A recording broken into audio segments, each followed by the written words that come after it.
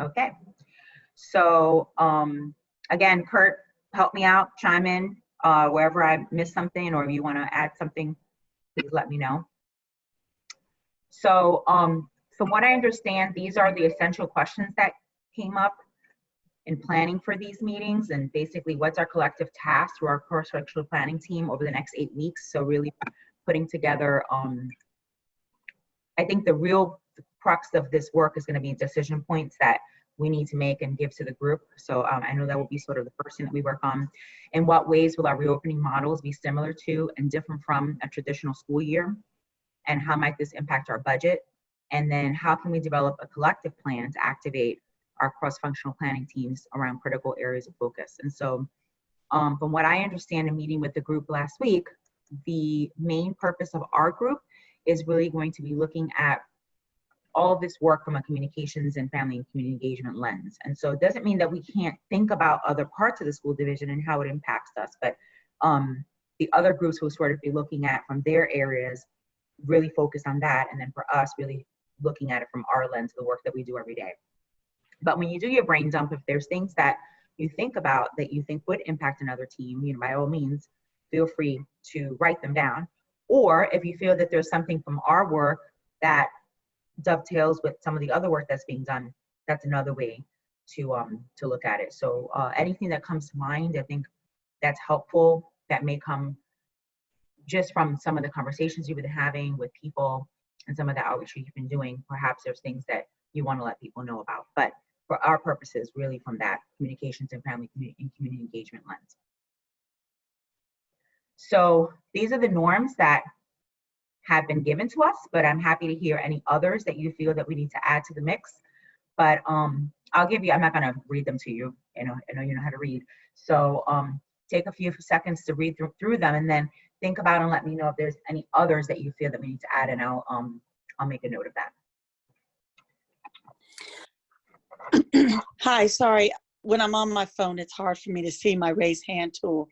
But Hasibi says that she is on the SEAL team. And Okay. so she's in that meeting. She's not in ours. Okay. And there was something wrong with the first piece where only 100 people could get in.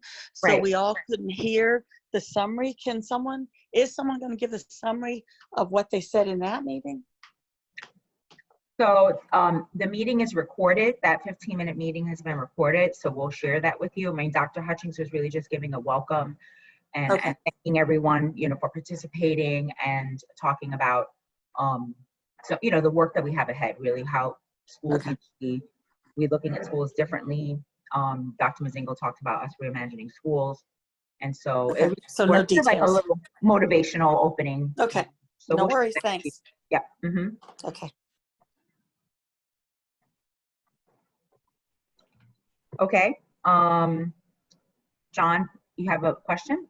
Yeah, not a question, just I found it very valuable in that 15-minute meeting that we outlined what we're looking at doing this week, and that is what are the major decisions we need to make and how might we capture as much information from stakeholders. That might help Priyann a little bit too as we proceed.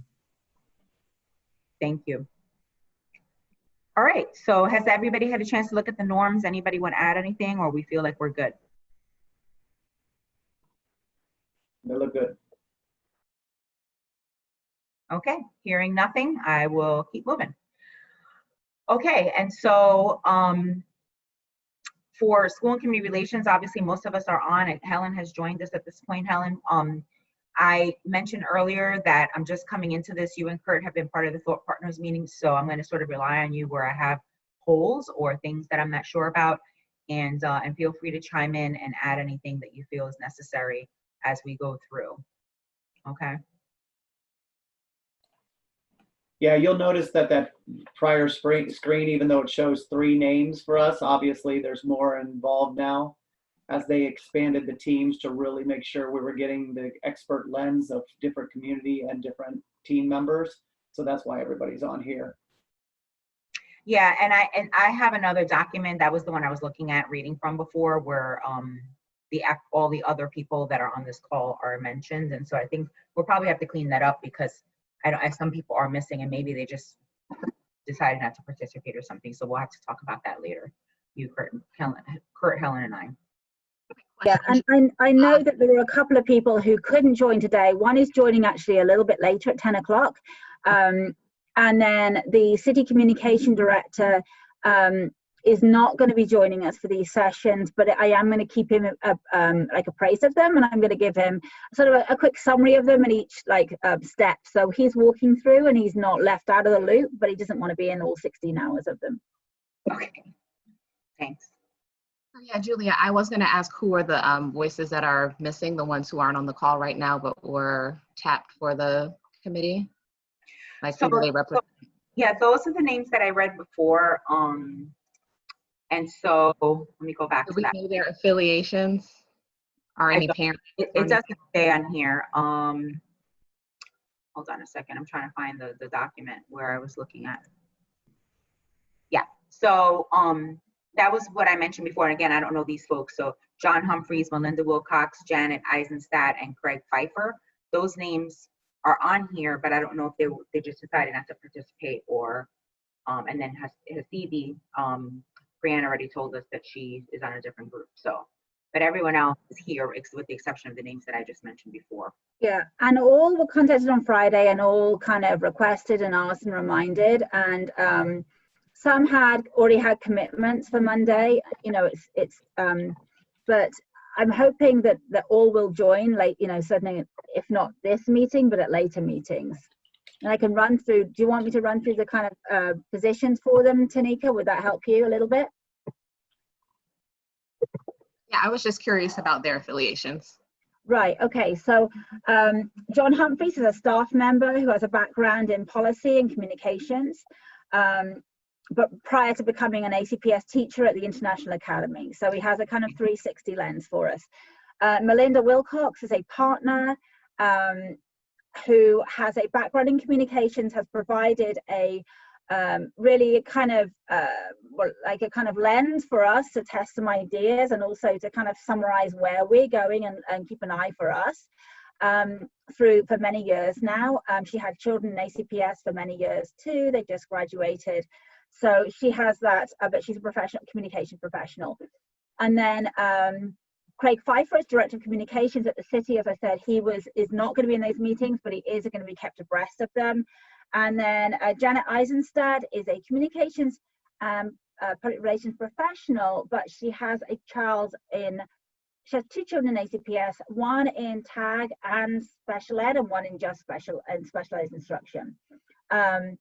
So she has a kind of lens from that perspective too. And then I know Kurt also requested some other people to sit on that meeting as well. If you want to run through those, Kurt, that might help. Actually, I didn't request anybody additional. What's on here is what I requested.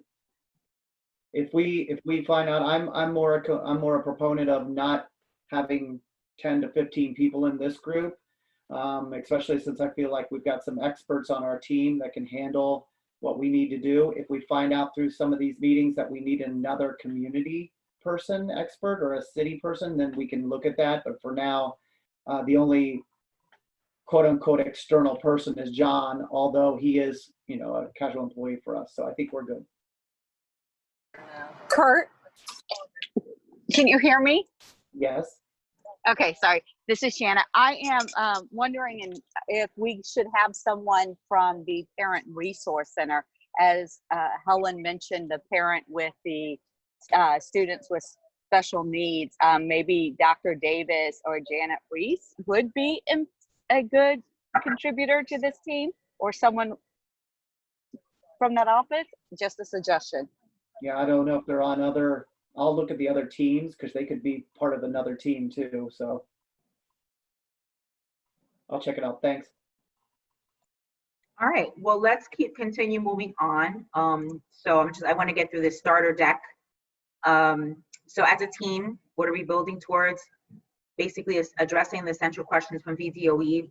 We have included a lot of resources in, well, I should say Educational Elements has included a lot of resources, and we are going to have a little bit of homework with that. I don't know how many of you have really had a chance to look at the VDOE guidelines in depth, but they're sort of the driver for the work that we're doing. determine instructional models and design action plans. And so I think we have the 2 models that we're sort of looking at as the basis. Create materials for staff, students, in the community.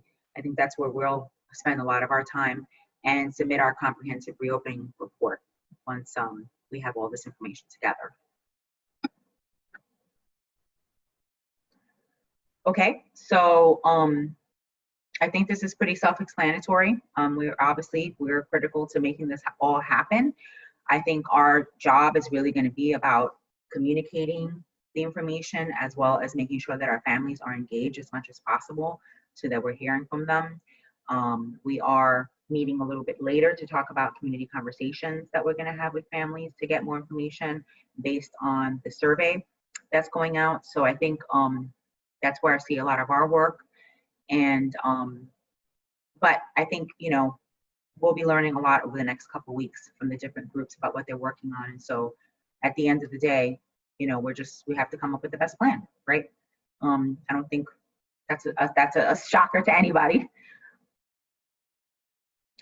And then of course our planning timeline. And so we're at the sort of in the middle at this point, where we're starting these teams, but the goal is to have a plan to the school board by August 7th. And so a lot of work to be done between now and then. And of course, the actual opening of schools. Things, as you know, they're so fluid. We're hearing a lot of things from the federal government and the news about states having to halt their reopening plans and so on and so forth. So a lot can change.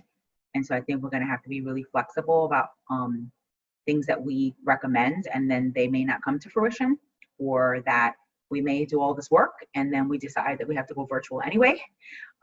So I think a lot of people are sort of apprehensive about that. And so I think that, you know, everyone had to pivot in March when we had no plans. At least we have a little bit of time to plan and think about things now. But there's a lot ahead that we just don't know about. And so we'll have to be thinking about that as we make our plans, like what are some things that we may need to do differently if things change. So any questions around that?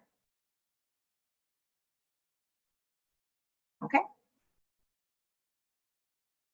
So this is the family and staff engagement timeline. And so of course the survey went out this week. They're going to synthesize all that information. It'll be shared with the school board. On here, they're called focus groups. We are not doing focus groups just for the purposes of this conversation. Like I said, we're meeting this afternoon. I spoke with Dr. Hutchings last week. I was concerned about doing focus groups. We didn't have money to actually do an appropriate focus group with all the protocols and the facilitation, and it was going to be left to our team. And while I thought, sure, we can roll up our sleeves and get it done, the information was going to be skewed because different people were running it, different people facilitating it. We'd have to have somebody to be able to actually analyze all the data and the information that we received. And I was concerned that, you know, we would get some feedback from the community about that, those focus groups not really being scientifically appropriate. And so I asked Dr. Hutchings if we could shift back to a community conversation, so we're not beholden to those focus group rules. And so that's what we're going to do. And we're going to meet later about what that looks like, how many, how do we recruit, and we're definitely going to be relying on the FACE team to help us with families, making sure that we hear from everybody, because we want to make sure that it's a cross representation.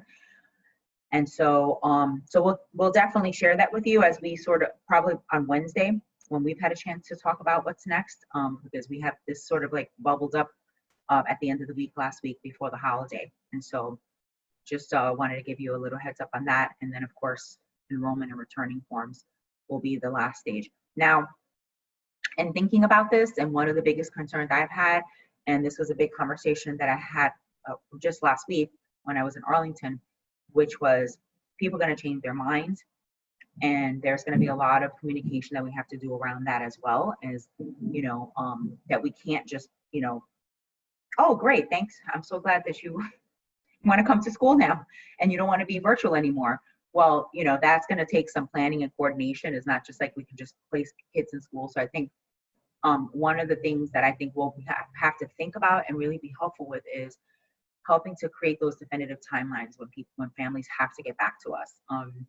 Because it's just not business as usual. And I think as people's work situations change, family situations change, they're going to be changing their mind about what they want to do with school. But then again, other things may determine those factors, but I want you to be thinking about that as well as we look forward, because things are just not going to be that easy. Families are definitely going to change their mind and throw a lot of curveballs our way, and communicating about how that looks and how we can handle it is going to be critical.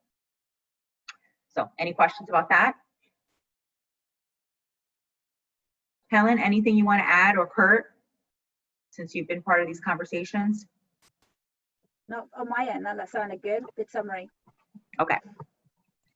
No, I'm good. In fact, just for clarity's sake, this is only my second meeting too, Julia. So I wasn't involved in the beginning Thought Partners group. I was Okay. only involved when they started to look at cross functional teams. But I agree with you. I love that we're going away from those focus groups as we talked about this. And I love the community conversations. I think it's a better fit for the timing that we have. Perfect. And so I think I think Kurt brings up a good point, and I think this is sort of our first time getting together as a semi-team, because not everybody's on here. But I think that as we go through this process and even moving forward, that we have to start looking at ourselves as a broader team. And so saying, where's Kurt, or where's Helen, or where's Tanika, like really making sure that we have representation of our team and moving forward in any of these conversations or any of these meetings that we have, because we really have to work collaboratively. And then of course, the voices are not heard from the other teams. So I'm going to count on you for that, especially as as I get started. Remind me if I make a mistake and forget to include people. I have no problem with that. I think it's more important that we are all together, working together. And I understand that we're all pressed for time, but certain times there will be a need for at least a voice. And maybe if Kurt can't participate or Helen cannot participate, they can always have someone participate in their stead, just to make sure that those, especially for me, that I'm not familiar with everything at this point, I'm going to need help from different voices and participating in those meetings. So feel free to shout out and say, we forgot to include somebody, or we need to include, you forgot to include FACE, or you forgot to include the grants folks, or you forgot to whatever, I don't care. I think it's important that we start to really look at ourselves as a broader team working together collaboratively consistently. So any questions around that? Okay. I don't know what this is all about. A sprint approach guides our planning, but I think we all know we are in a sprint approach right now, because we're having to do this very quickly and without a lot of information, without a lot of knowns. And so we're kind of going with what our best thoughts. And so nothing is a silly idea. I want to say that as well. Definitely share what you think, and we can always, I'm one to think out loud sometimes, and sometimes things sound a little crazy, but somebody else might help me sharpen it. So that's kind of how you'll have to kind of bear with me sometimes, because I'll just throw out ideas and then see how they can work. So I'll just give you a minute to look at this, because it's a lot of verbiage on this screen, but how the sprint works together.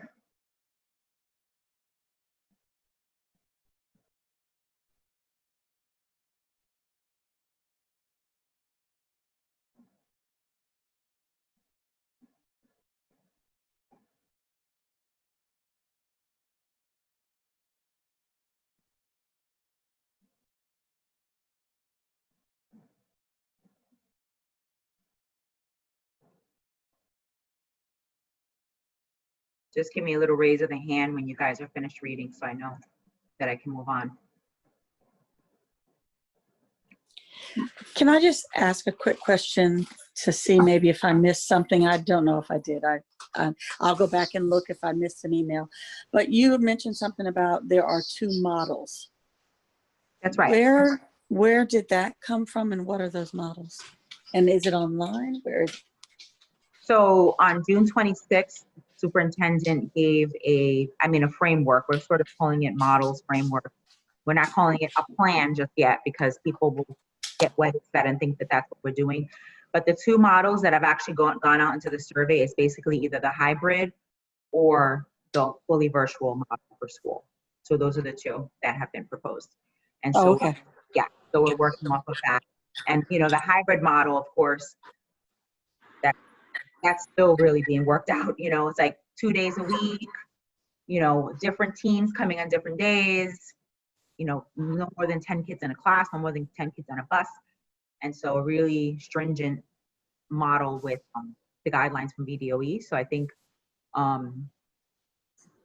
what the survey is really intending to do at this point this week is to find out how many families are either in favor of one model over the other, and to sort of inform our plan, you know, our plan, help inform our plan.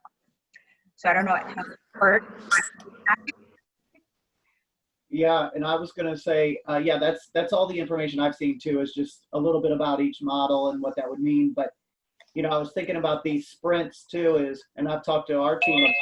Sure.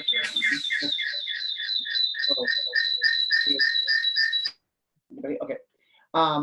We've talked a lot about how our role is a little bit different too, in terms of whatever's quote unquote decided throughout these groups. It's our job to pivot, you know, collect all the data and all the information, and then disseminate it out to our families. That's the quick pivot that our team has to do at the end. You know what I'm saying? Is just, we're going to give our input on what the plan could be, but I think just as important, if not more, you know, obviously more important, is how then do we do it quickly, get it clear to families, the information, you know what I mean? Absolutely. And clearly. And clearly, because I think that's our role, is to sponge up everything that's been decided and then throw it out, you know, to everybody in a clear way. And our team has talked about that. So it's an interesting kind of pivot in August. I just worry, you know, I've talked about this before, is timing is everything for this. How do we get the information out in a quick way in August to stakeholders and families and partners? I know we'll talk about this as we get into it, but that's just a little worry in the back of my head, is timing, I guess. And if I could add, from the outside, having been really involved in this, the sooner a decision is made as to which way we're going, understanding it can change, the better, both for the communication efforts from my standpoint, but almost more importantly from the parent side on figuring out what I'm going to do and what we're going to do as a family in the fall. We need to, in my estimation, we need to move forward with decisions about what it's going to look like sooner rather than later. And then our work really it accelerates, as Kurt said.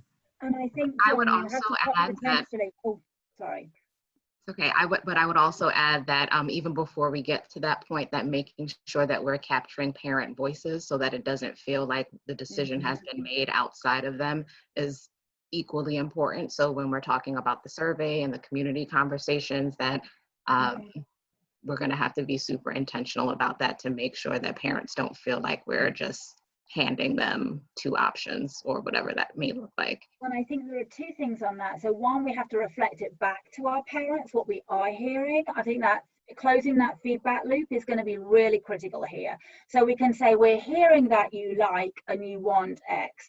So it doesn't seem like we're then keeping all that information to ourselves and suddenly imposing something on people. And then I think the second thing is that I think, John, we have to anticipate that we're probably not going to have a plan until we're going to be asking people to make a commitment, and therefore our role is going to be to release information and to address some of those questions that are coming up as we go along. I think the communication is going to be needed to be pieced and you know, sort of drip fed to the community as we go along, rather than it being one big, here's what we're actually going to do, because I'm not sure we're going to have that before we're actually going to be asked to asking our families to make a commitment. And I think we have to anticipate that if we're not doing that well, that could be a problem. So I'm just gonna have us move on, because I think we're definitely gonna have an opportunity to talk about this a lot more as we move forward, because I want to make sure that we get done the work that we need to get done today. And I think I don't have my agenda in front of me, but I think we're a little behind schedule, but that's okay. We'll make up the time. So let me just finish getting through this deck. So looking at next week, well, this week, right? Today, getting started. And then tomorrow we'll sort of have a check-in, just the chairs. And then Wednesday we'll be getting back together again, okay?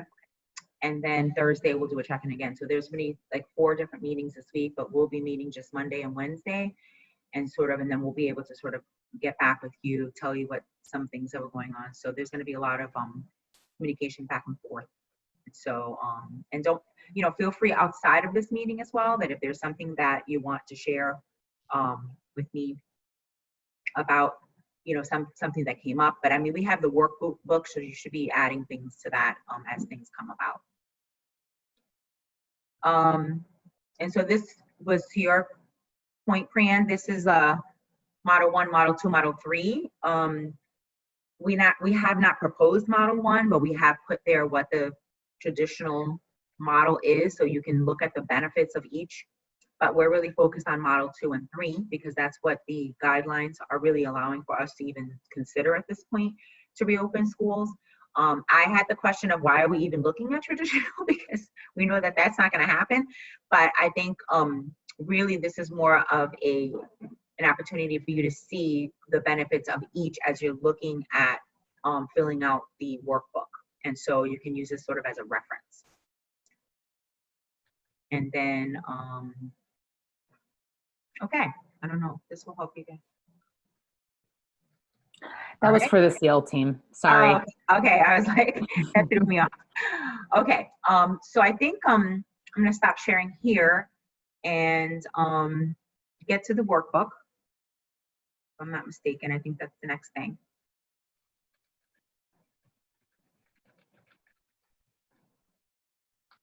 Is the workbook something we all have? Yes, you have it. Did everybody get the email from SEMA with all the information? I can add the link in right here for everyone. Oh, I got the link for today from Sima. That was my first email from her. Hi, everyone. Hey, Sima.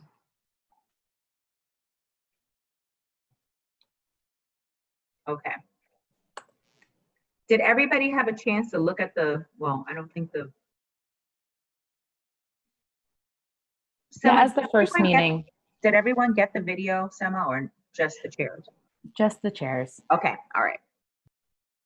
But everyone should have the team workbook though? I'm assuming you sent that out. I just sent the link to everyone today. Okay. So, or right here in the chat. Okay. This is the first time that folks have come together. So Okay. we didn't preview any information beforehand. Okay. So if everyone can click to the workbooks, please. Or the workbook, I should say.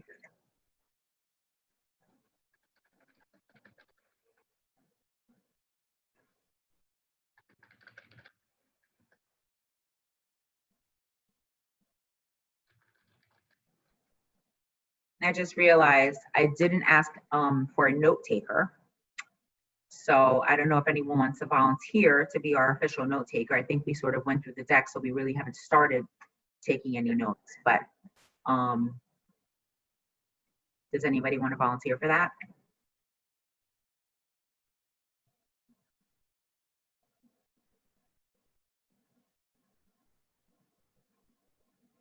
I'll do it. Thank you. I think it's going to be more about general things. It's not going to be, because remember, we're working in the workbook, but thank you, Tamika, for offering. I think it's, I mean, first of all, the meeting's being recorded, okay? Secondly, it's really for general points, but most of the information will all be sort of chiming in the workbooks, but if you could take notes on the major things, that'd be fantastic. Thank you. Okay. So I can share the workbook on the screen, but a couple of things that I want to emphasize, and that's sort of what I talked about before. Am I still sharing my screen? No. Okay, good. That the workbook's a living and breathing document. So like I said before, if you have a thought in the middle of the day and you sort of had taken a break from doing this work, it's something you can go back. It's a home base. And the workbooks are meant to be updated with information ideas from across the team. The other thing is we have some upcoming deliverables. Specifically, sections 1 and 2 are due for review by Dr. Hutchings and Dr. Mazingo by this Thursday, close of business. So section 2's completion marks the team's greater understanding, critical decisions to make, and design solutions in order to open schools on time. So that's going to be our major work this week. So, and we'll kind of, have you all gotten into the workbook already? I see.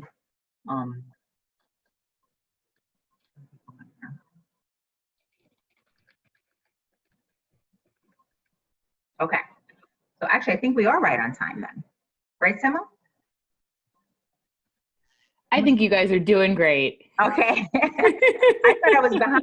Well, I'm like, oh, 10 I o'clock. think you guys are doing great. Okay. This is in Hebrew, we have a saying that says "Eze Yom," like what a day. This is our first time trying this. So Eze Yom, you're on time. Okay, perfect. Thank you. Okay, so for section 1, we're going to be looking at each team member taking a row. Type your name into the left column, and across each column you have the model that we talked about before.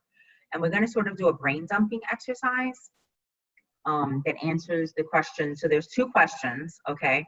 And actually what I'll do is I'll put them in the chat. So you have them in front of you. Okay. So I just want to make sure everyone had a chance to get into the workbook already. Yes? No? Yeah. Perfect. Okay. Now, you guys, I'm going to tell you something. Zoom is very new to me. In Arlington, we use Teams. So I am really getting used to use, I only use Zoom for like friends and my son's graduations. That's it. So it's like, I'm not a Zoom person, so you'll have to help me in learning it, because for the past few months, I have not really used it for work. And so bear with me. Even the flipping back and forth is a little much for me.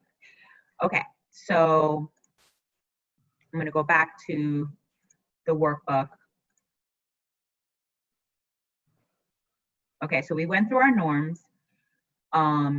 As I said, we have a note taker, but can I have someone, so I want to we can take turns. You can tell me if you want to take turns doing notes, or you want to be the official note taker for our team moving forward. Tanika, is that too much, or you want to take on that role for the time?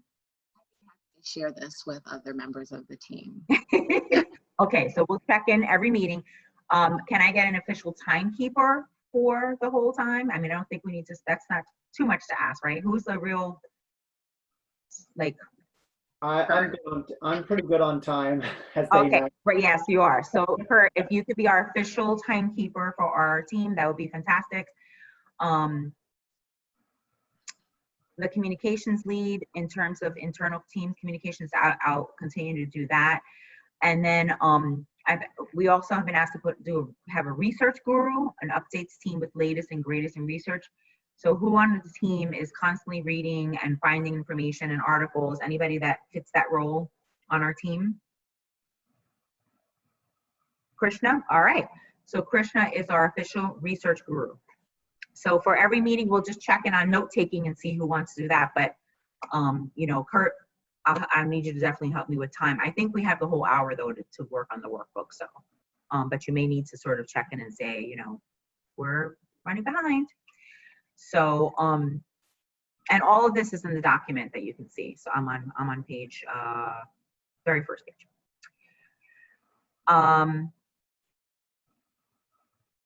So it says, Are we recording this? Do we need to push record? I had done automatic recording when I set it up. So Yeah, I see it. It's good. We're good. okay.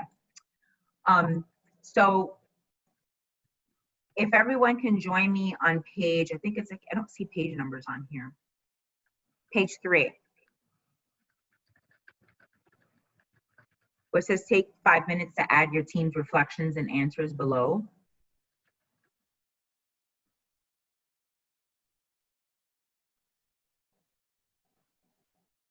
So Sema, was this something that was already filled out before, or I guess I'm a little bit lost on this one for a No, second. I think maybe Kurt and Helen can share. This was the section that the team started tackling last week.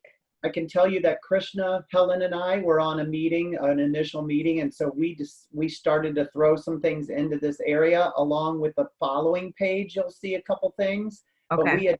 we had very short time period just to kind of real quickly dump some things in there. I'm assuming we can kind of go, just kind of look through what we wrote and then add to whatever you think at this point. Okay. Yeah, maybe what I would suggest is everyone take a moment, read through. On the right-hand side, you'll see that there are 8 squares, and these are the success criteria that have been outlined by the thought partners. And on the left-hand side, sounds like Kurt, Helen, and Krishna went through and started to identify what would be different ways that you guys can define success as part of this team in particular. And the purpose of defining success is that when we look back on this process at the end of the month, we can go through and we can make sure and check ourselves and say, were we able to achieve success? Because this work is so hard that there will be other problems that will arise, other challenges that will arise at the end of July. And so being able to just check ourselves to see whether or not we're achieving success. And something else that I notice when it comes to defining success is that a big part of this work is making decisions. And if we start to have that guiding light, we start to recognize what it means to be a successful team. It helps us through making decisions. Thank you, Sema. I just added one little thing in here. I think it actually captures everything to me, especially the multiple outreach methods and working with partners. I think it sort of has the major themes, but is there anything anyone feels is missing that we want to add to this? I think Krishna, Kurt, and Helen did a good job.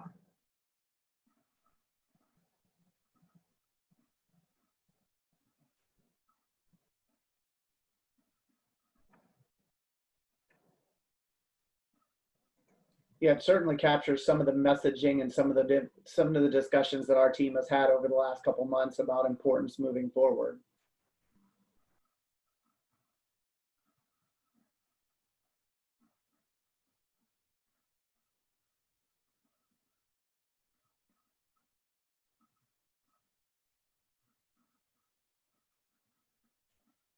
Okay.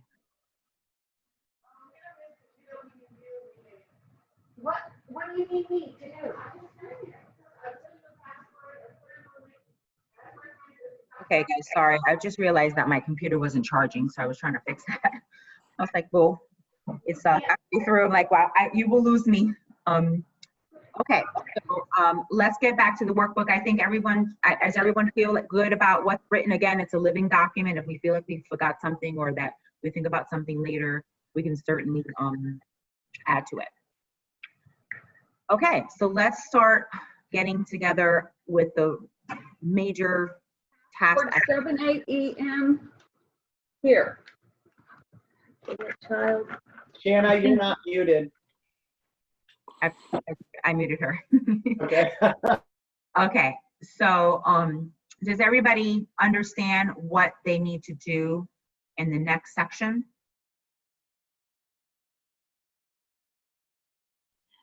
Do you want me to walk through it real quick? That'd be great, thank you. Great. So the next section is we recognize that everyone on this call comes to the table with a lot of personal expertise. You come to the table with a lot of experience when it comes to school and community relations, and this isn't the first day, even though this is the first day of the cross-functional planning teams. This isn't the first day that you are considering these models and thinking about the return next year. So what we would love to do is take a moment, and you'll see in the left-hand column of the next section, there's an area that says name. And then if you wouldn't mind adding your name and just find one of the rows, you'll add your name. And we'll take about maybe 7 to 10 minutes to do what we call like getting the juices flowing, doing a brain dump, and starting to write down what are all the considerations that you believe are necessary when thinking about these 3 different models. And the 2 guiding questions we added above, which you'll see next to getting the juices flowing, are how might we ensure that this model works for all students and not just some? And how might we increase equitable access to improve learning outcomes for all students? And using your own lens, using your own experience, and also thinking about the role of school and community relations. We have a timekeeper, Kurt.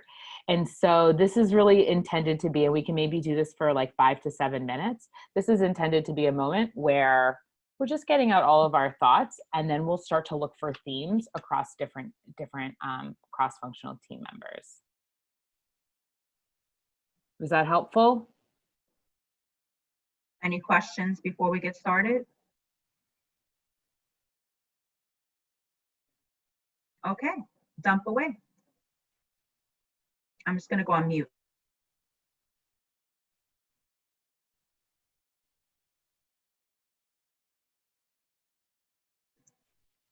And Kurt will just expect that you'll ding us when we have to stop. I will. I will give you, I think it says 10 minutes at the most. So Yeah, let's do a check-in in about 5 and see where folks are, and we can use the remaining time to have a conversation.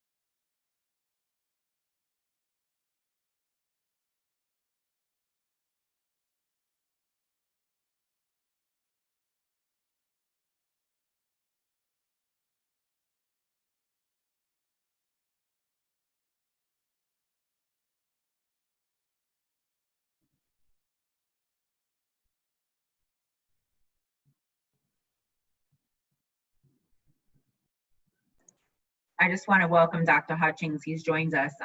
We're just working on the exercise of filling in and doing the brain dump with our workbook. So I don't know if you have access to the workbook, but you can see what people are working on and see what Perfect. I'll people are just writing. log in. Yeah, I'll just log into the workbooks. Okay. I'm just going to everybody's sessions, just thanking everybody for their flexibility, which is a good thing, and just checking on you all. That's all.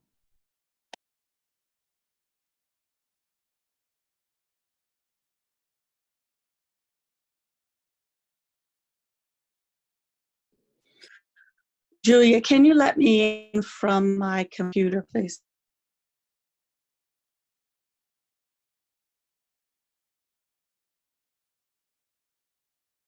Thanks.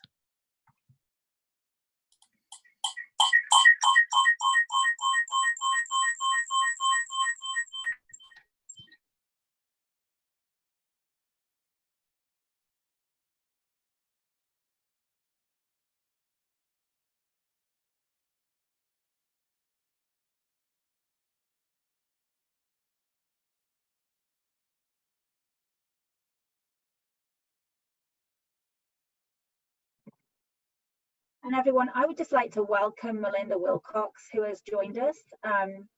So Melinda, welcome. Thank you for being part of this team.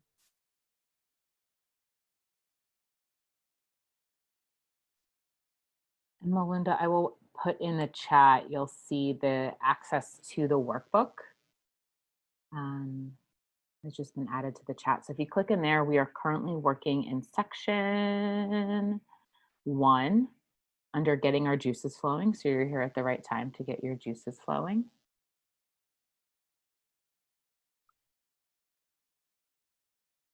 I'm going to add your name to the bottom.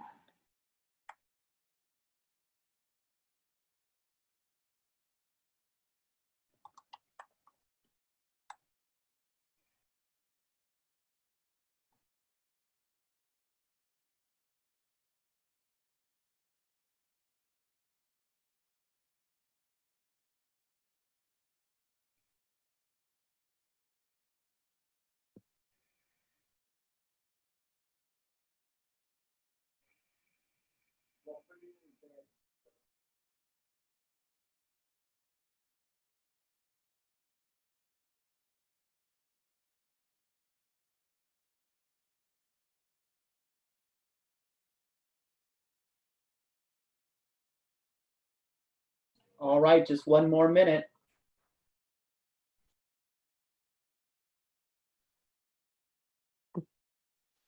I liked the warning.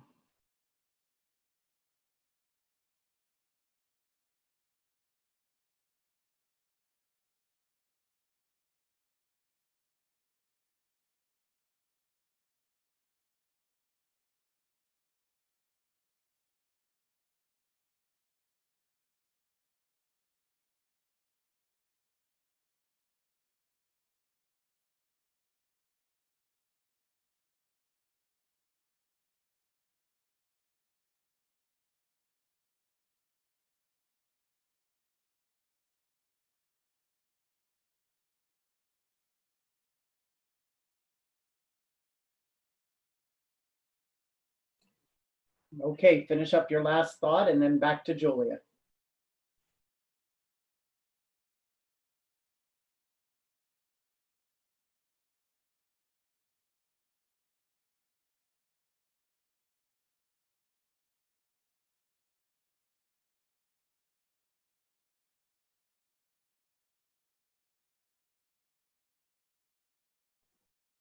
All right, that was a quick 10 minutes.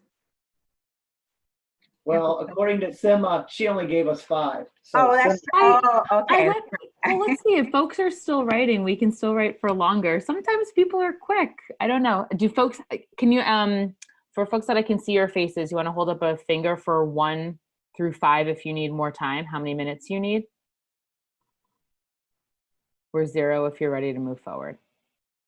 Oh, thank you, John. I'll go with the group.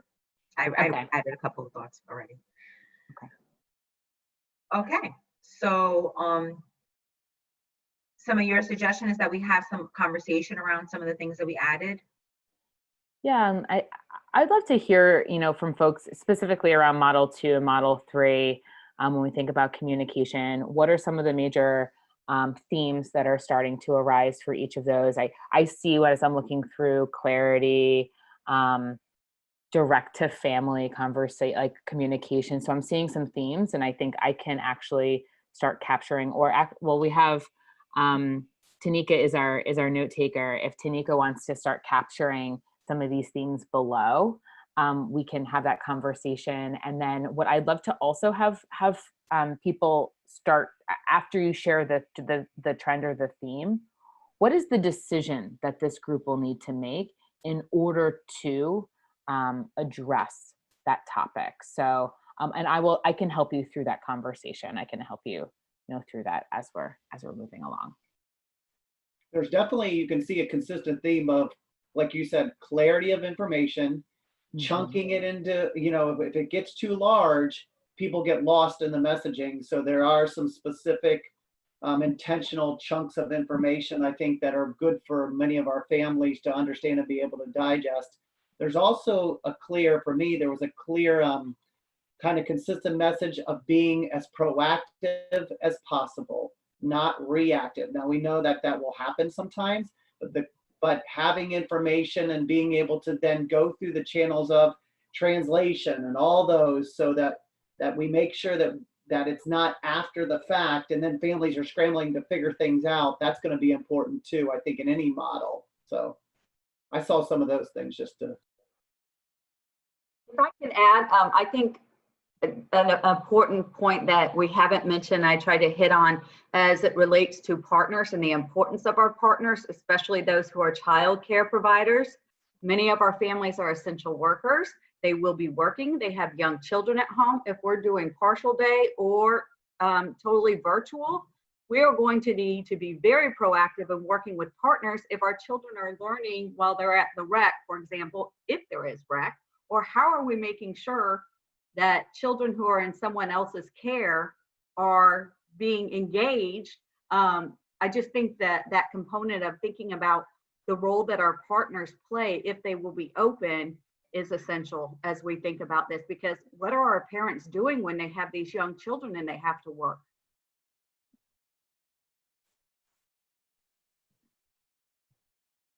I think I see it in a couple places as well. What I shared before, the biggest concern that I have is about parents changing their minds about the model that they choose, and being able to respond to that, and really having clear messaging around the timelines or the ability to do that, or deciding as a school division what does that look like? Within 2 weeks we give a decision, we're able to place a child in a week. I mean, what is it that is feasible? Because if we have kids placed and then a parent has to go to work all of a sudden, and they need to have the hybrid model, and they had already chosen virtual, how do we accommodate that child? How quickly can we place them in a classroom and create all the accommodations that we would need to be able to change that? So I think, to me, that's and especially for our families that really don't have a clear understanding of how our school division necessarily works, and what goes into placing. I mean, in a regular school year, the master schedule is a lot. So this is even tougher. And so I think that really helping parents understand that while we want to be really flexible in terms of changing if a parent needs to change their mind, what does that entail as a school division? That it's not just placing the kids on a roster and putting them in a classroom. It's very different from a traditional year. So I see John has his hand up.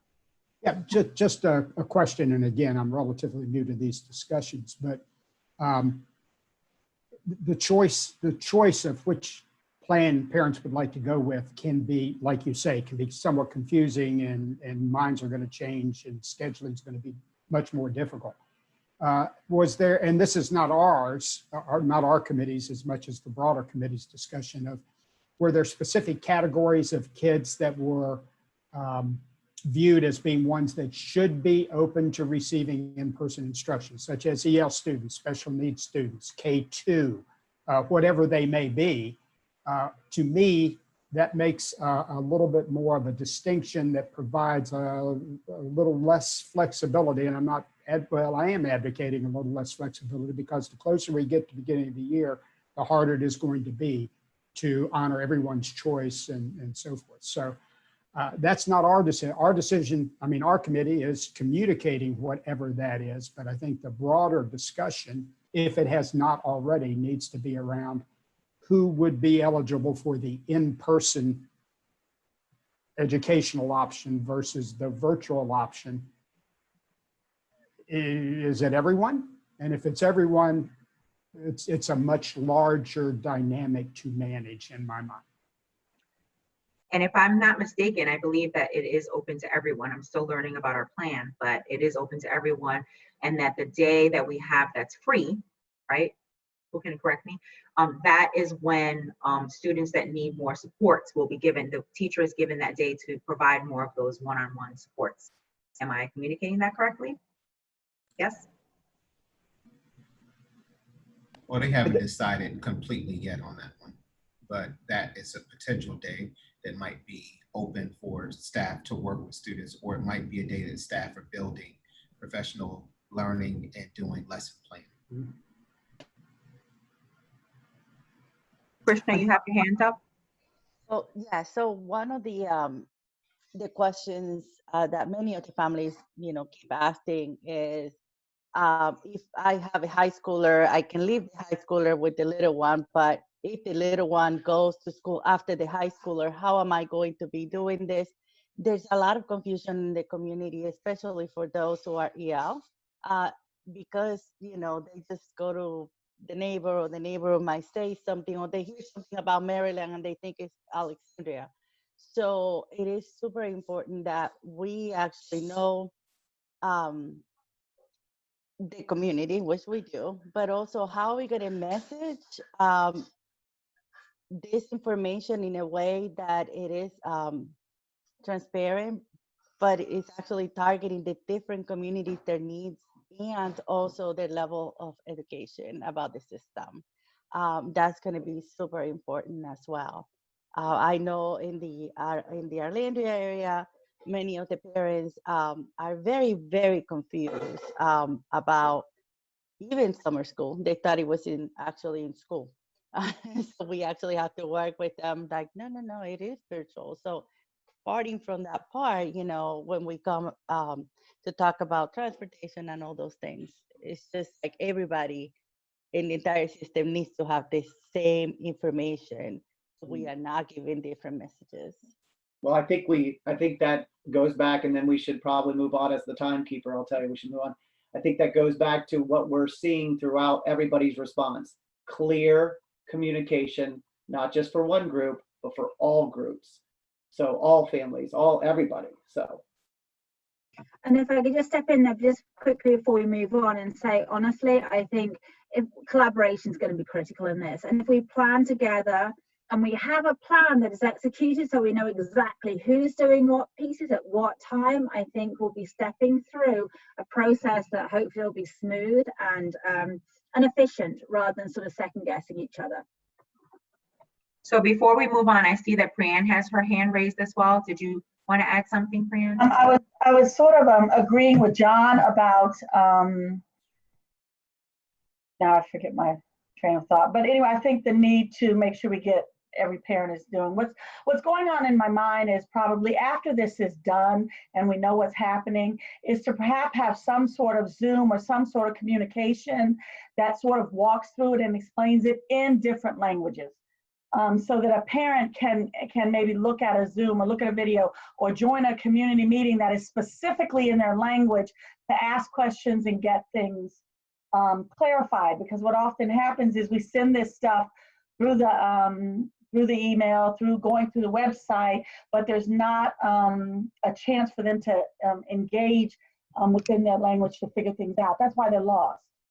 So or else it's right. I agree, Priyan. Or else it's not done in a way that steps someone through, like with the video. And that's why. So in the communication plan, I've already built a video series into it. I agree the webinars are going to be critical as well as kind of go to places when you've got questions in multiple languages. We're seeing that with summer school this morning, which is why I've been on and off the phone, because we've got parents who don't understand the instructions because they're in Canvas in English, but they're not in other languages. Now, we're stepping through this morning in that process. I think this is where we need to make sure we're really totally 360 on our language and also our communication methods. So it's not just written communication, it's every form that you can possibly get so that you've got access in a way that you need it. And I think I just want to add just the SST. We have SST and guidance counselors that have been doing great work, and ELL teachers that have been doing great work in reaching out to the students in their school. So maybe even allotting some time for the ELL teachers, SST, and our counselors and such to really get the information, get talking points, and have them reach out to parents that they knew throughout this whole process weren't being reached. I just think I'm just gonna move us on really quick, but I wanted to your point, Fran, that's what the community conversations are supposed to accomplish, is we're actually meeting with those communities specifically in different languages, meeting with the different stakeholder groups to get information and really help people understand what it is that we're trying to accomplish, to get the feedback, have that two-way engagement. So that is really what the aim is for those groups. So I'm gonna have us move on. Sema, help me out here, because I know we, with the work group, with the workbook, we've added stuff to this workbook, but what's the next step? I'll walk through the next step there. Can you see if Dr. Mazingo is still trying to get into the room? Oh, now she is, yes. Okay, sorry. I've been trying to keep an eye on that, and for a minute that I wasn't looking. No worries. So thank you guys for everyone for going through and adding in your thoughts, especially around Model 2 and Model 3. We're going to use these to help identify what decisions need to be made in order to, and specifically around school and community relations. And so the next section, section 2, is all about helping us come to that set of decisions. So you'll see that next to data sources, there's a list of resources, specifically around the VDOE guidance. You can see the planning committee, AASA, has also released some information. So this is all some great tools and information for you to take a look at. I don't know, Julie, if we want to spend 10 minutes and allow folks to get in now, or if we want to create this as a homework assignment between this meeting and the next meeting to start reviewing through certain guidance pieces and pulling out what the implications would be from a communication and community relations standpoint. I think it makes sense to have people be able to read this on their own and take some notes and come back a little more informed. There's a lot to go through, and I can't imagine in 10 minutes anybody's going to absorb much because everybody will have kind of be flipping through everything. So I think it's probably better on their own to do it. Okay. So then the next section is what we consider a question bank. And I see that some of these have been answered. So I don't know if Helen or Kurt, you want to walk through how the team considered each of these essential questions and maybe any additional information or discussion that you'd like to have at this point on the questions. I think some of these are the ones, these are the ones I went in and answered. But I didn't answer them. I only answered them from our point of view, not from others. Am I in the right copy here? Is that the right link? Yes, so it would be would you like me to share my screen? Yeah, I'm back in the planning advisory thought partners document. I'm not sure that's the right place actually to be. Let me see, let me share my, oh, I Is can't it the share my Excel? screen. Is it the Excel spreadsheet? It's the Excel, yes. I pulled it up so I can share. Awesome, thank you. I didn't access this before, so this is new to me too. Okay, so over the course of the last few weeks, from the thought partners conversations and from the questions from VDOE, we pulled out what are the essential questions specifically related to school and community relations. And so you'll see on the left-hand side is that list of questions.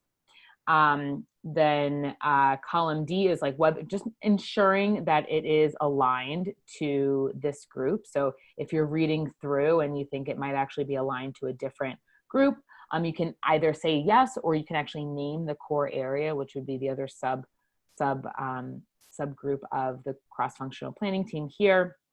And then you'll see there's a priority section. This comes directly from the VDOE, whether or not it's something to do now or something to wait until schools open.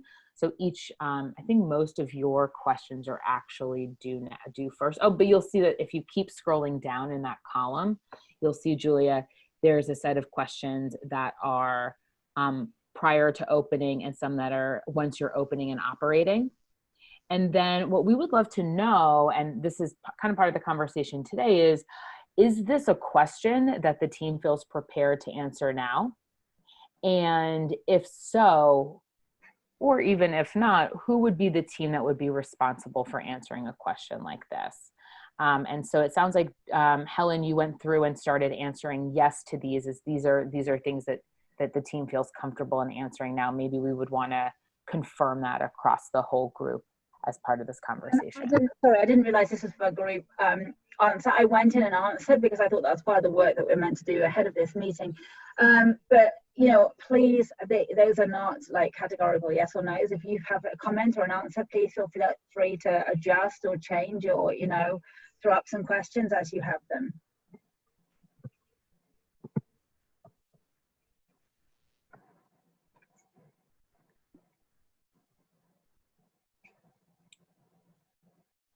So Julia, would you like how would you like to facilitate through? Do you want to start at the top and we can talk through them?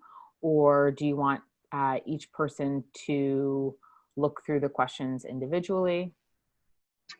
Well, according to the workbook, this is an exercise that we're taking 10 to 15 minutes to do. Is that what? Mm-hmm.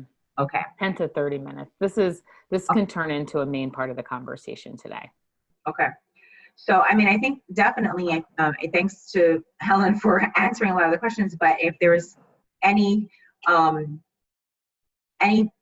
about not agreeing to what Helen has put down, I mean, certainly, or if there is something else we want to add, I'm happy to consider that as well as a team. But I'm happy that we have something to look at. So Anybody have any problems with that? So this is Terry. One of the things, if it's okay, Julia, I wanted to add too, I was just reflecting on the slides during the board presentation. There are a couple of slides that actually speak to community relations deliverables. So it might be at some point you could update these essential questions to reflect some of the items that were on those 2 slides, if that makes sense. Later on, not today, but you may want to come back and adjust based upon those 2 slides, because on those slides, and I don't remember whether these questions address like your webinars, what you're doing on the website, the level of communication that is occurring that you want to get credit for that should be reflected here. That's just a later consideration. So are you referring to the slides that were already shared in the last presentation, or the one I'm referring to the communication slides that were shared in the board presentation. Okay. There's one that speaks to webinars. There's one that speaks to the reopening page that you have. There's one that speaks to the focus groups. I'm just trying to figure out a way, not today, but later on you would get credit, because that's a large amount of information that's going forward. And I think last week, Kurt, when we had the one meeting, you also talked about, you talked about ways in which you would involve FACE. Just want to make sure, and we can adjust these questions to meet what you're actually doing. The good thing about these questions are, if you read through them, they're really aligned with what we wrote in that workbook, kind of as we were brain dumping. Yes, yes. So that's a good sign that many of these are just worded a little differently, but certainly say the same type of things of being ongoing communications, clear, consistent, proactive. All those things that we talked about are in here, just in a different kind of embedded. That's correct. So I think if I'm hearing you correctly, Dr. Mozingo, you're basically saying check the slides, make sure that everything's been reflected in these questions, so we don't miss out on anything. We get credit for everything we're working on. That's what I'm saying. Absolutely. Okay. Absolutely. Yes. Thank you. Thank you for clarifying. Okay. So let's take 15. Why don't we do 15? Oh, Krishna has a question. Krishna?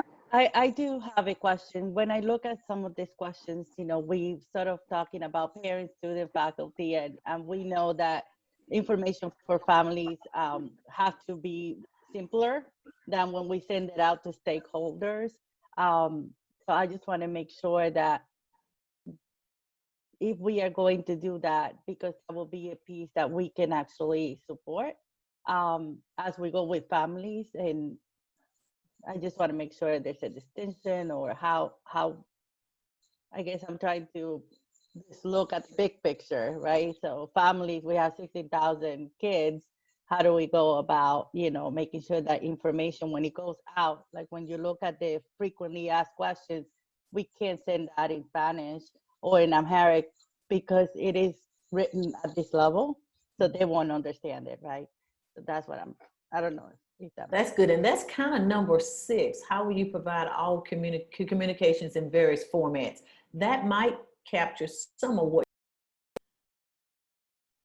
I don't know if that's specific enough, but that one question, providing all communications in formats to accommodate.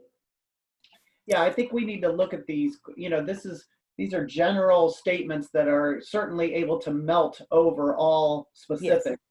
And so obviously they're not going to put 50 different questions here, 60 different questions getting into specifics, but if it generalizes enough that it melts over what we need as different as our department, that's great. Yeah, and I think, I haven't worked with your team yet that does translations, but I would assume that the translator, if they know the communities that are being communicated with, that they would basically take that language and make it, a lot more understandable to the different communities. I don't want to say that everyone is not at a high level, because that's not necessarily true, but having it be a little more user-friendly, more legible for those communities where we're not using all the education ease and all that other stuff that makes it a lot easier to understand. So I'm hoping that our translators do that already, and when they looking at that. But if it's, are you saying that if it's written at too high a level, that they're just basically translating at that level at the same? They're not doing that kind of work?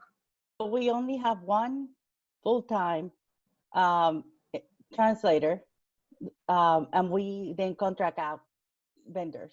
So it depends who the vendor is. The information, when it comes back, we actually, if it's in Spanish, I might look at it and tone it down. And we use our staff to sort of again, translate it in a family friendly when we have time. And it depends on, how we get the information as well. But it is not the norm because we do use vendors. We only have one part-time. And when I say we, it's not us, it's the EL department. We send it out, they have a process. And I guess they have a Amharic speaking full-time person now. Well, that's a good point. And that's where, I'm sorry, I don't have, but that's where I think community meetings and opportunities for parents to get on Zoom and webinars in that language would help. Some still will get the paper and read it and still not understand. So I think that's where, once we get to the point where there is clear information and expectations that we want from families, that's when having those additional Amharic community meetings, Arabic community meetings. And we go over this. What were your questions? You read this. What were your questions? And we do that way. I think that sort of face-to-face or webinar or opportunity for translation with someone live is going to make a big difference. Yes, and so maybe, Julia, like you were saying, maybe you want to quickly just go through these questions and just, at a kind of simplicity kind of level, like you were saying, go through the questions and, can we answer this question? Yes. If we can't answer this question, who would answer it? And to just keep going through these, and then you would then be able to eventually identify if there are any gaps. Does that make sense? That's how some of the teams were doing, like Helen did. They just started going through each of the questions and not trying to get really into the how, but just at a first level. So was this meant to be done together, or was it meant to be done, people looking at them and sort of adding to it? How has it been done in other teams? We can do it together. Okay, all right. The first time we did this, we did it. Okay, so we have 20 questions. And so we'll start with the first one. And so we're supposed to spend about 15 minutes on this, Emma? I think this would be I think we can spend the next majority of the time here, and then we can give folks a quick task between now and Wednesday's meeting, and then we'll be good. Okay, so Kurt, I'll let you start taking time. So, so the first question, have you established appropriate methods of communication? Do we all feel that we have? Are there any missing?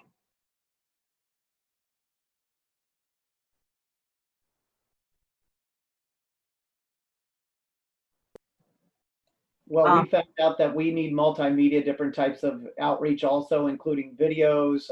Tanika can speak more about this, but we're doing it in innovative, creative, new ways to get out information, whether it's text messaging, whether it's videos, whether it's, so it's more than just this also. Okay.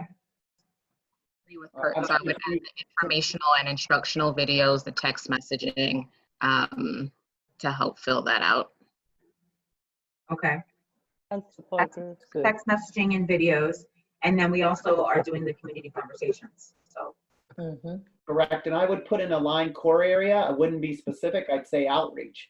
I mean, I don't know what else. I mean, we're collaborating together as a group on getting out the messaging. It's not just the express. It's not just the insider. It's not just video. So is it like, would you say like grassroots outreach? Yes. Yes. Yes, that's good. Okay. It is relationship based. So basically, we know the community, we know the partners. We work with families to make sure that the information is given to them. Phone calls, whether that's parent liaisons or teachers doing them. Okay. So are we happy with that? And I see it looks like, I don't know if this is Helen adding in these pieces. ACPS Express. Yeah, I'm writing in here as we go to make some of those notes. If we need to document what we're doing in here, I'll just make those notes, and I'm just listening to you, and I'm going to add in as we go, and everyone else can add too, obviously. Okay. All right, so are we good on this first one? Move on to the second one. Have you established informal and formal ways to communicate with local regional health officials, local policymakers, and other stakeholders to collaborate on decisions? So we're inviting folks into these groups from some stakeholders, right, are participating. I know they were part of the thought partners, but Yeah, you had the thought partners, you had the cross-functional teams. This is just trying to identify some of those groups. But informal.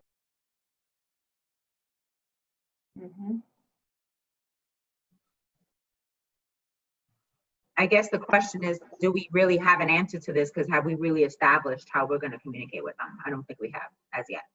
Have we? Well, I don't know if this relates to you, we've established of how we communicate with the partners. We brought them together, and we have 3 additional meetings set up with them to circle back to the thought partners. Those, and with the cross-functional teams yet. But every Friday they have a COVID-19 community resource meeting that the city and schools are all part of. Different representatives from everywhere are in that meeting on Friday, so that happens also. Okay. If someone could send me the information for that meeting, because I hadn't heard about that, but absolutely, I'll send it to you.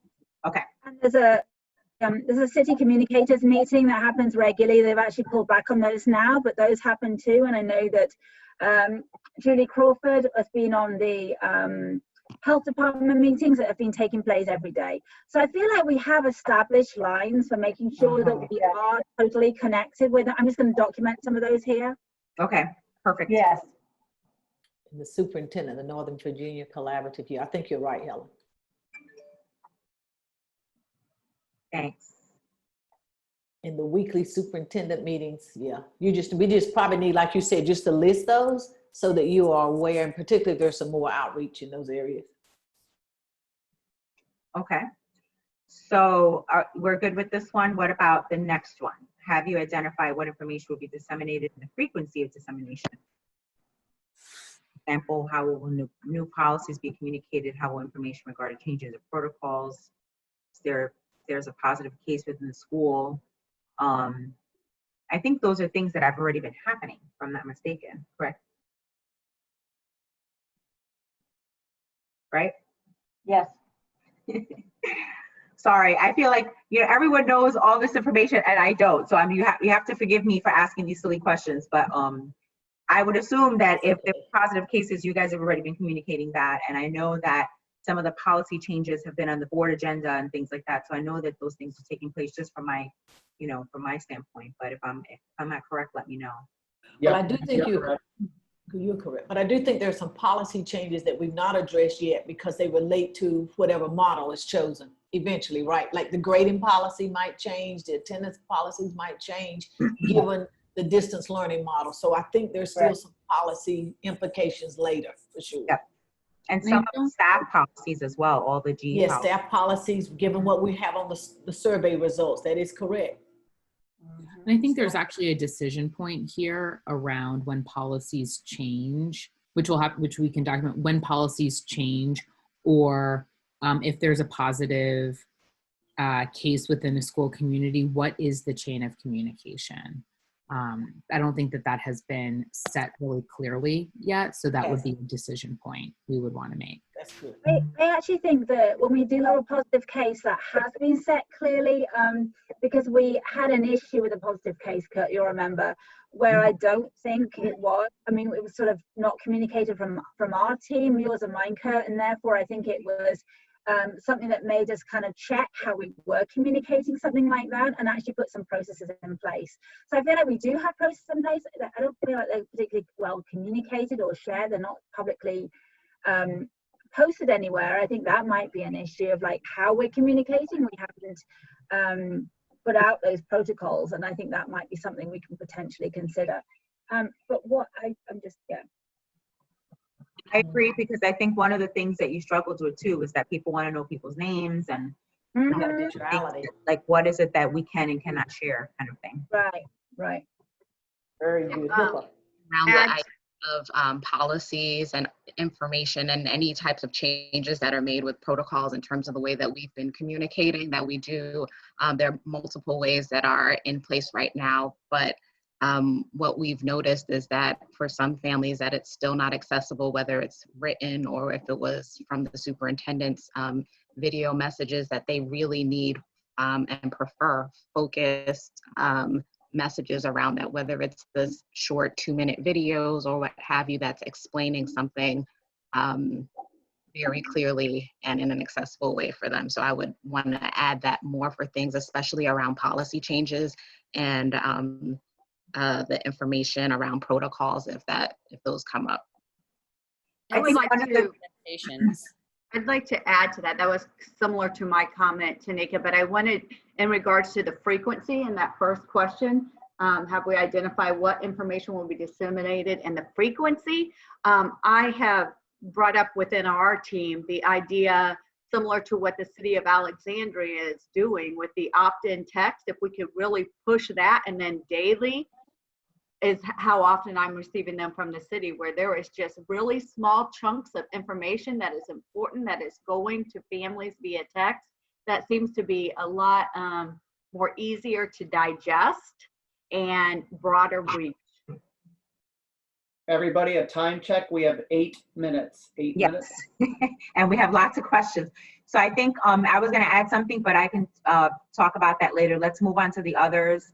Have you established a consistent vocabulary with which to discuss matters? Do we have like a glossary of terms that we've put out at this point, or not yet? Not that I know of. See, it's not a glossary of terms, but we're using the same language each time we communicate anything. So basically we're explaining them what that means. So it's not a glossary of terms, but we're not changing the language each time we send out a communication. We're using consistent terminology, which I would say is probably consistent with that.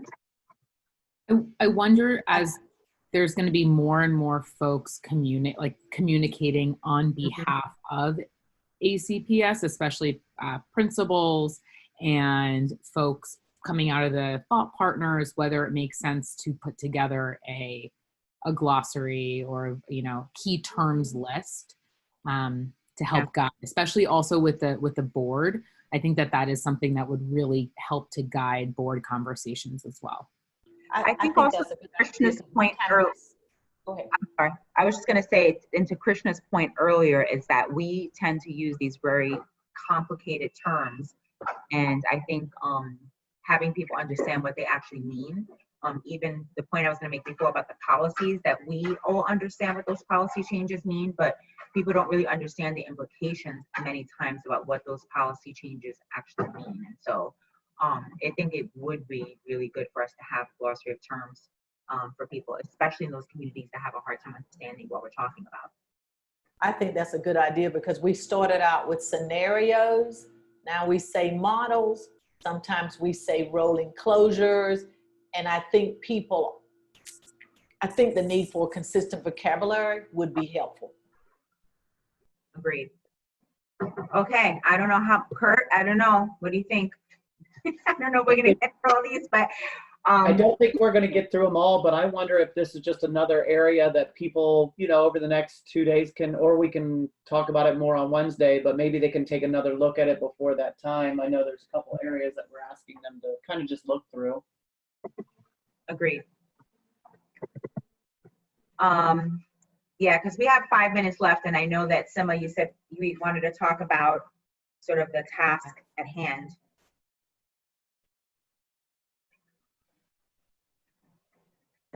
I also think that some of these questions, we need more time to work as a team to sort of work together and see how we can collaborate. So working smarter, not harder, because we all have different, experiences. And I think that some of these we can work together, but it will take more time. So it seems like the question bank is one of the areas that we definitely need to go back to within the next couple of days. So going in and adding information, or if things don't make sense, or you have questions about it, bring those forward. And then I guess the next thing, Sima, is, I mean, I know we were supposed to talk about decision points, but are we there? I don't think so. I think you'll be there by Wednesday. So I love the idea of the homework assignment being reviewing the data pieces. So making sure you're aware of and have a little bit of a deeper knowledge of the Virginia DOE guidance. There's a few other documents in there, and I don't know, Julie, if you want to share if there's any other guiding documents or any other articles that you want to share with the team. But that, I think, is one major homework assignment. And the second one would be to review through this bank of questions and starting to document next to the question if you have comments or things that you want to be as part of the considerations. And then on Wednesday's meeting, you can open up with the bank of questions, continue to go through those, because I agree, Krishna, it's a great conversation and starting to understand different areas of accountability and ownership in different ways that each of you are attacking the same set of communication challenges or relationship challenges in the center of this. So that would be my recommendation. And then you would finish out Wednesday's meeting with what are our key decision points. So for example, what you just discussed today around having parent-friendly and student-friendly vocabulary, the decision point would be, like, how would we want to, like, what are we going to communicate, or how will we talk about positive, what will be the terms we will use when talking about positive cases within our community? So that would be a decision point you would need to make. You would then articulate whether or not you need to make that decision. If you're both in Model 1, Model 2, Model 3, I would think you need to make that decision regardless of what model you're in.